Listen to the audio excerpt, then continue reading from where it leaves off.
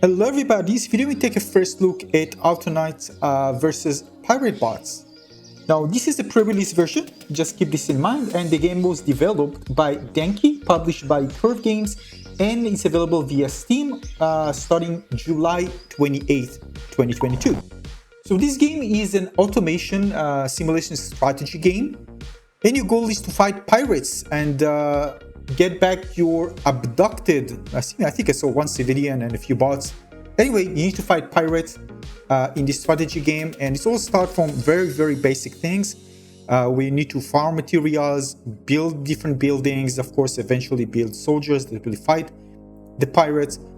But again, this game is all about automation, and actually because of that, it's a great game that you can actually learn some basic of programming, because it kind of features logical statement and teaches you, how to program a bot, let it do a certain function, and there is some logical if-else statements. So if something happens, do that, else do something else. So before we jump into more the advanced things, let's take a look at the abduction.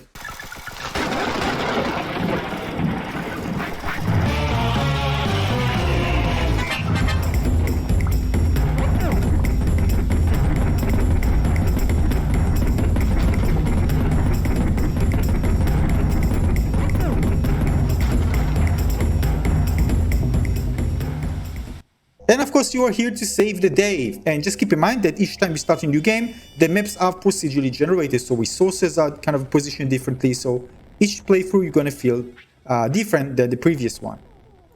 Now the game features lots of tutorials, so don't worry, it will teach you everything. You can actually just ignore the tutorial if you want to follow it, because there are plenty of things you need to learn.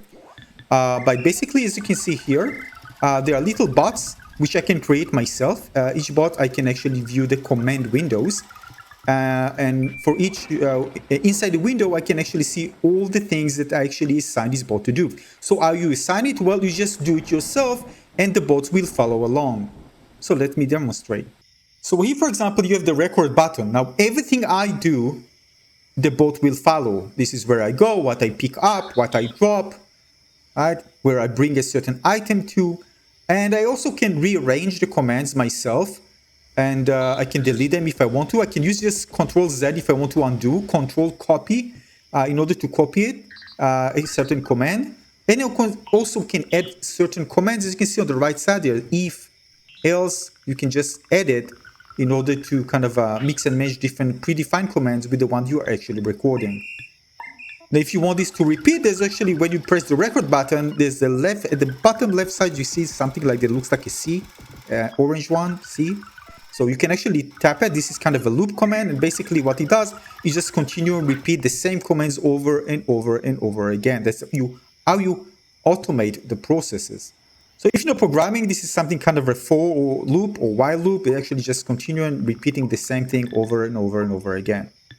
And once you want to see how the bot does it, you just press play and you can test it out, and you're going to see that the bot will just continue just doing everything. Now, if there is a problem, you can actually see it's like a breakpoint. When there's an exception, you're going to see it stop at a certain line. It's actually going to tell you with a finger if the bot has a problem.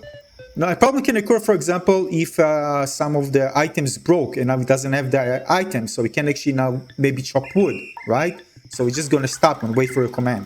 Now, of course, you can program it so it will actually go craft an item that it needs and go back, or just grab it for a certain place. Or you can actually just grab an item and throw it to him by using the right click, and then he will continue using. But of course, it's much easier when things are automated, but it's very hard to make sure that everything works perfectly. Because some bots, for example, I told one bot, go and grab this wood.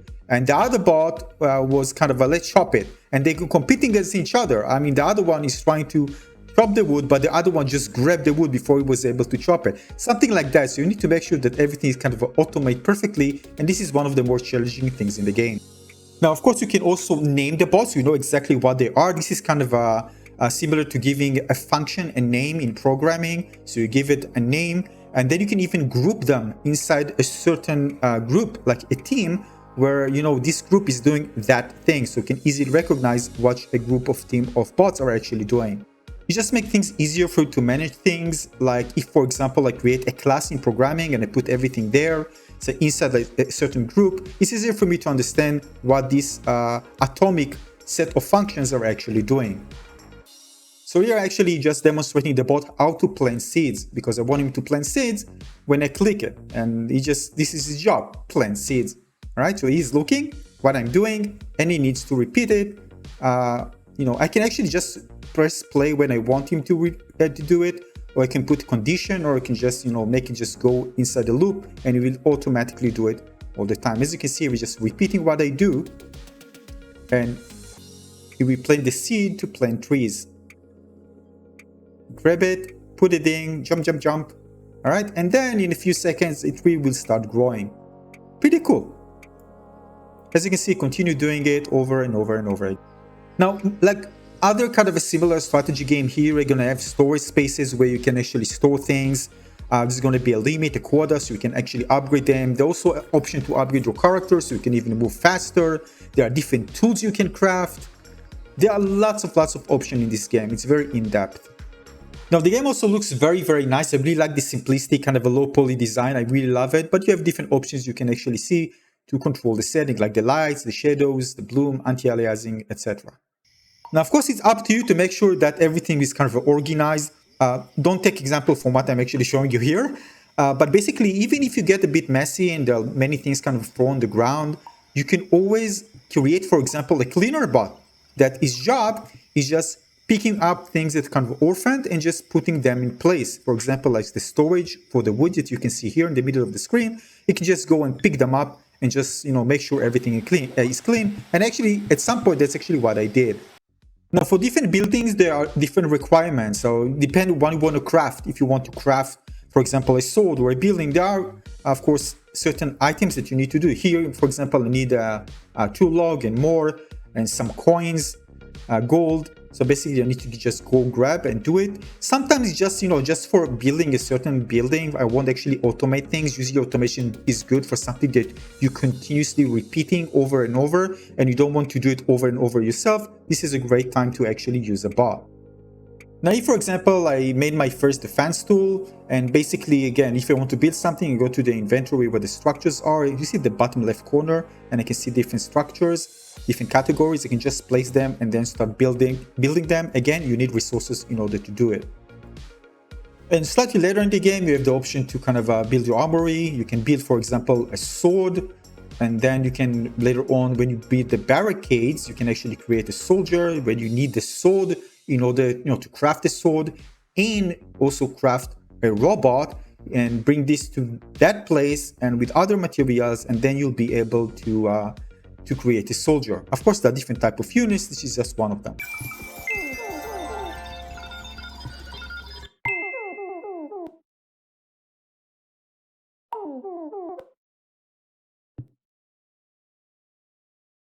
Now, as you can see, there's also research, defense research, for example, base, and depends on the level. The game is really in-depth, and it's probably more than, of course, I can show you in this first playthrough video. And I need to play much more in order to kind of show you all the different features. But don't worry, there's different missions, especially the tutorial shows you everything. So even if you don't know anything, you can just always check the tutorial and it will just guide you through everything. Always on the right side, you can also see if you press this kind of you see this page icon, it just shows you the next thing you need to do. Basically, when you first play it, it's going to show you everything you need to do, and it's going to be easier for you can understand how to play the game if you're new to this type of game, or if you're new to things that related to automation and kind of a logical statement. You're going to learn it step by step playing the game. Now, the map can be explored. You can find out other areas on the map, and there's some things that, of course, you need to find that are needed in order to claim different resources that you need in order to progress your science, and, of course, be able to build different buildings, and, of course, units, army units that to be the pirates, basically, at the end. Another thing I want to show you is that you can actually rotate the map. You can zoom in and rotate. It's very easy to control that using your mouse and keyboard. Again, this area is pretty small. Again, this is going to be procedure generated. You can start out a new world. You're going to see the pirates, where they are located. Of course, you don't need to, you won't be able to, I mean, you can fight them if you just go there, but they will kill you and you just respawn. But basically, you need to create your army in order to fight them and defeat them. So again, this is just my first impression. Keep in mind, this is still early access of the game, a pre-release version of it. And as you can see here, the game looks very promising. It's really lovely with the low poly visuals. I really like the different options. It has lots of depth. It's really fun kind of trying to automate things and make things work properly, which many cases for me didn't. But again, that's what makes the game so special. And I'm going to continue playing. And of course, more things I'm going to show you on my channel. So make sure to subscribe to my channel and give this one a little like. Again, the game is coming July 28th, 2022 on Steam. Make sure to wishlist and try it out if you like this type of games. And if not, I think it's worth a try. Thanks for watching, everybody. Cheers.